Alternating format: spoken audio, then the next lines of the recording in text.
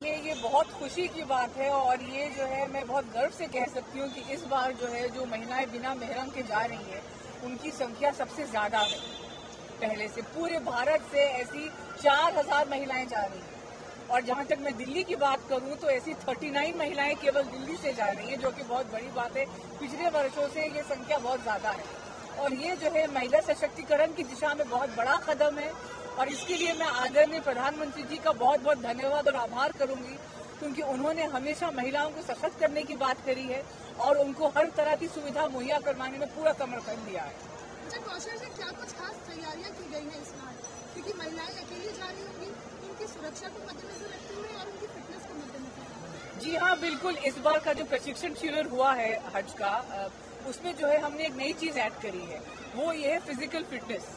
तो क्योंकि आप सब जानते हैं कि हज यात्रा में जो है फिजिकल एक्टिविटी बहुत ज्यादा होती है, तो हर तरह की शारीरिक समस्याएं आ जाती हैं। तो इन समस्याओं का समाधान निकालने के लिए, इनको अवॉइड करने के लिए हमने इस बार अपने हज यात्रियों को, अपने आज़मीन हज को, हमने फिजिकल फिटनेस का एक सेशन ऐड किया ट्रेनिंग में।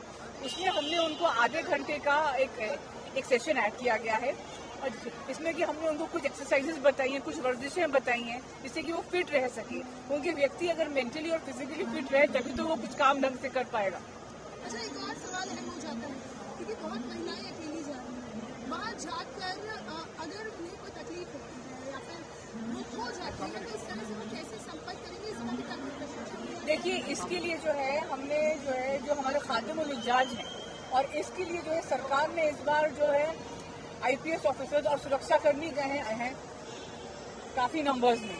तो ये तो और अच्छी बात है। ये तो मतलब माइक्रो मैनेजमेंट का वो हो गया ना, कि मतलब आगे और अच्छे से मैनेज हो सके और बढ़िया से हो सके कोऑर्डिनेशन।